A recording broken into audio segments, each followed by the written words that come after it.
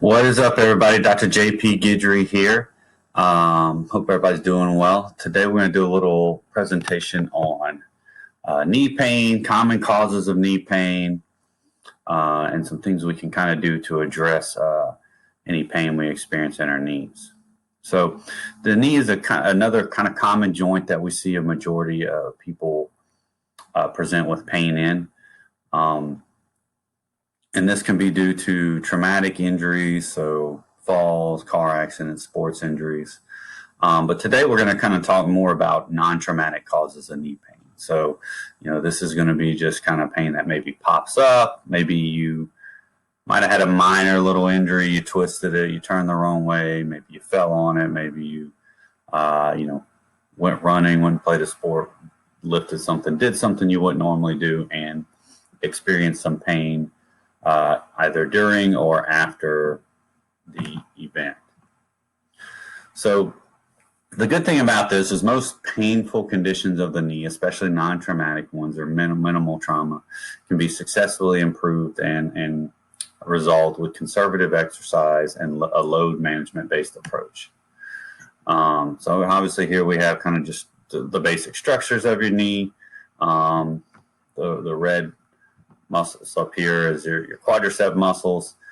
This is kind of probably the most important musculature when it comes to the knee, and the one that tends to be affected the most as far as weakness with knee pain, knee injuries. So we have our ligaments. Excuse me. On the outside, we have the lateral cruciate ligament, the LCL. On the inside, we have medial cruciate ligament. Medial collateral ligament, lateral collateral ligament, medial collateral ligament. In the back or inside the knee joint, we have the ones most people know about, the ACL, or the anterior cruciate ligament, the PCL, posterior cruciate ligament. These are most often injured with traumatic type injuries, sports injuries, car accidents, things like that. So we're not going to talk as much about those today.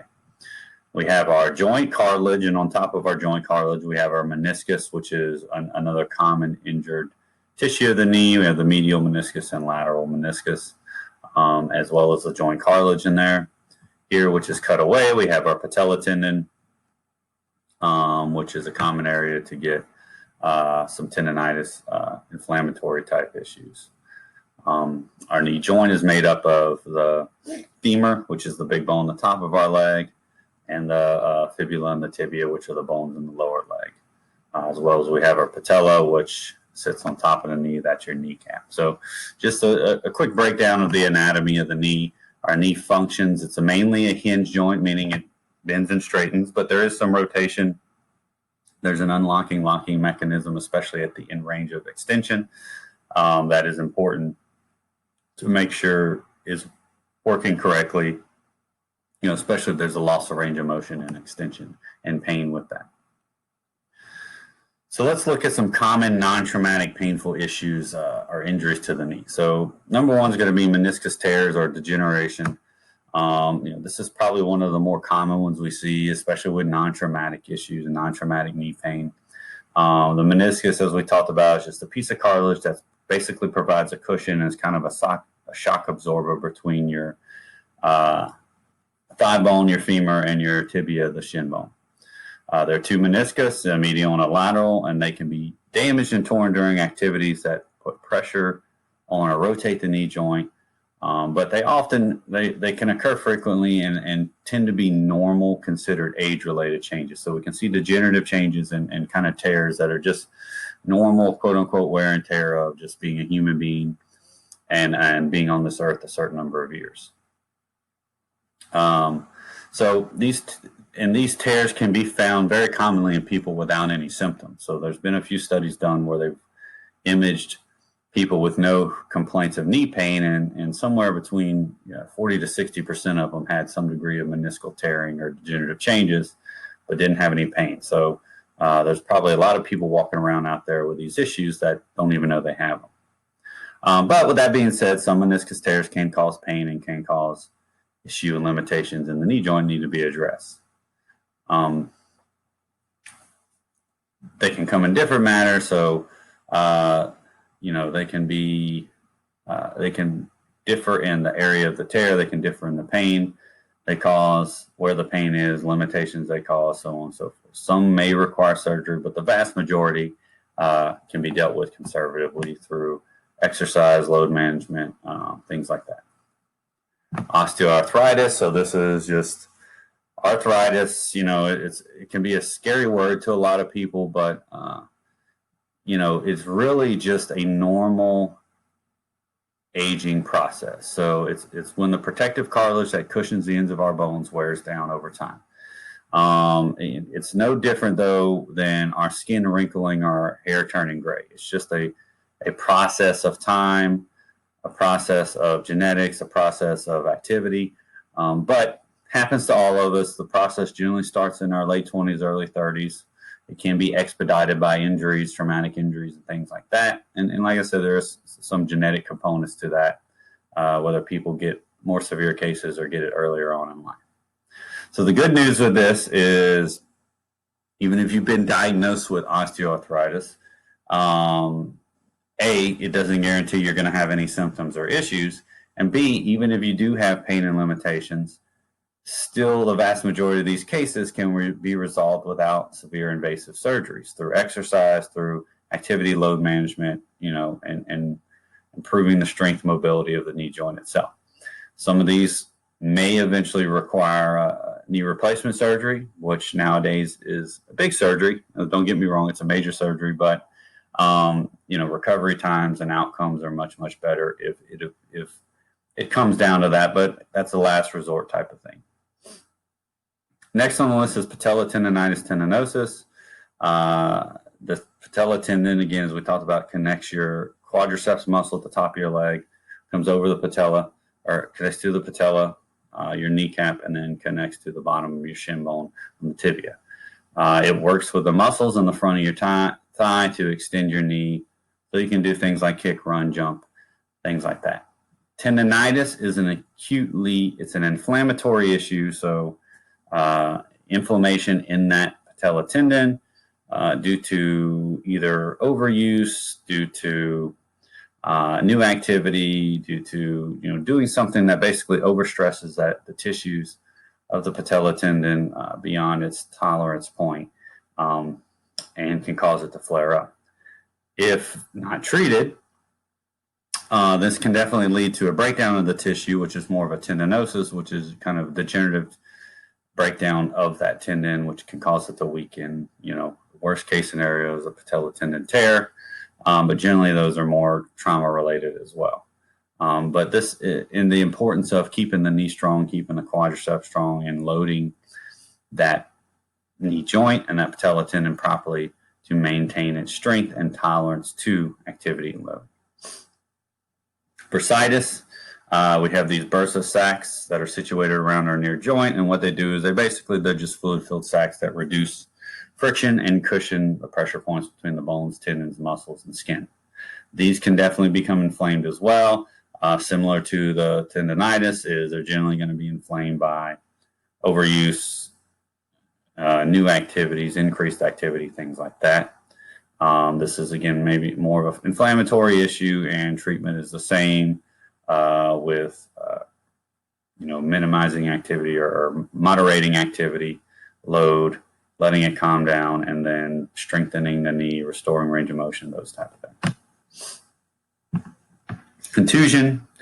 So this is basically just a bruise, and this is going to be more of a traumatic injury. So you're going to bump your knee into something. You might fall on your knee. You might kneel on something. These things can actually be very painful, but rarely are a serious injury. A lot of times just giving it a little rest and keeping the knee movement, and these things will resolve pretty quickly. But the worst thing you can kind of do is allow these things to, kind of create a lot of fear, force you to stop doing things, stop being active for something that's not a very serious issue, but can be a very painful one. And then everything else will lump into kind of general non-specific knee pain. This is going to be any other form of knee pain without a specific diagnosis or evidence of damage. And this can be related to irritation of the nervous system or just irritation of certain tissues, and can have a lot of causes. So Regardless of your specific injury diagnosis, most knee issues can lead to a few common symptoms. So generally you're going to have swelling in or around the joint, and this can lead to pain and loss of mobility. You're going to have some pain with movement, walking, going up and down stairs, sit to stand, getting in and out of a chair, kneeling on the knee, these type of things. So these are going to be things you're going to have pain with, which are going to be things you're probably going to be limited with. Painful conditions of the knee can lead to weakness and atrophy in the musculature, especially the quad muscle, which is the big muscle we talked about on the front of your thigh. And this is the most important one to kind of focus on and strengthen when we're trying to restore function and strength of the knee and the lower extremity. As well as it can lead to compensation, so limp, gait abnormalities. This can lead to compensations above and below if it continues long enough, which can cause movement-based issues or stress on other areas of the body. So what do we do? What happens? We have some knee pain. We've ruled out that it's anything major. What do we do? So initially, it may consist of things like avoiding or minimizing the painful activities, using things like ice compression and elevation to kind of keep the swelling down, and if needed, over-the-counter pain meds. We're talking the first few hours, first day or two. But as soon as possible, the goal is to get it moving. So gentle movement and exercise should be initiated as soon as possible in order to minimize loss of mobility, minimize loss of strength, increase the time it's going to take, or decrease the time it's going to take to restore function, and decrease pain and swelling sooner rather than later. So when we approach this, we're going to approach it from a two-phase approach. So acutely, very early on, we're going to focus on the calming things down phase. So this is going to be gentle movements focused on range of motion, so flexion and extension, bending and straightening the leg, as well as that rotational component of the knee joint. We're going to focus on quadricep strengthening, as well as restoring full weight bearing and gait mechanics as soon as possible. These are going to be done via gentle exercise, isometric type movements, and graded weight bearing and gait activity. So just getting you to tolerate more weight on that leg, get you to start to restore the normal mechanics as soon as possible. Once things have calmed down and we can start to initiate those things, the second phase is going to be to build things back up. So this is where we're really just getting strong, getting strength back. The focus on these is loading the knee and the musculature and the tissues around the knee joint, restoring full strength and power. And we're going to do this via, your basic movements, your squats, your lunges, your step-ups, deadlifts, weighted knee extensions, things that are going to target the knee joint and the quadriceps muscle. We will always also focus on working on the glutes, the hips, strengthening those via, we can look at some corrective exercises like clamshells, hip abduction, monster walks, things like that. And then also single leg activities like single leg RDLs, hip thrusts, those type of things as well. And all these are aimed at the goal of returning back to full pain-free strength and function as soon as possible, and then utilizing those exercises as a maintenance program to maintain that strength and function. The time frames of these phases will differ from person to person, episode to episode, type of injury, level of pain, age, medical history, so on and so forth. So within this process, you're going to let your body and the pain guide you. The goal is to progress back to phase 2 and back to normal activity as soon as tolerable. And so a few notes on this before you get started is don't do any exercises that significantly increase or exacerbate your symptoms. So we don't want to flare things up. If you're given sets and reps, so let's say 3 sets of 10, they're just a guide. So if you can only do 8, start with 8, work up to 10. If you can only do 2 sets, start with 2 sets, work up to 3. Don't force a number just to hit a number. Again, let your body and your symptoms guide you. Move slowly and purposely through each movement as you feel better. Push to the edge of pain, tension, or discomfort and back off, and try to slowly bump that edge a little further, Intent is key in this, so don't just kind of run through the exercises nonchalantly.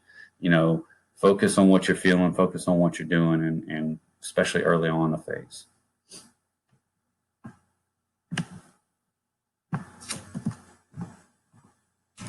So Pain is not related to actual tissue damage, or doesn't have to be related to actual tissue damage, but it's more of a protective response of the body. So just because you have pain in a joint doesn't mean that there's any real damage. Now, if you've had a traumatic injury, a fall, a sports injury, it's probably best to get it evaluated by a physical therapist, a primary care physician, orthopedist, to make sure that it isn't something more serious. But once that's ruled out, the pain may not be directly parallel to tissue damage.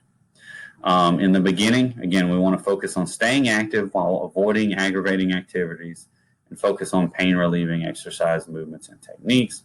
Once it calms down, then we want to resume our normal activities, getting back to a normal exercise program, restoring strength, mobility, function, and overall health. While it is impossible to 100% eliminate risk of injury or pain, maintaining strength, maintaining good conditioning, maintaining good health will definitely help minimize your risk of pain and injury moving forward and in the long term. So again, my name is Dr. JP Guidry. If you have any questions, you can reach out to me at johnpaul@guidrypt.com, and I'm going to follow up this video with some exercise demonstrations for both the calming down phase and the building things back up.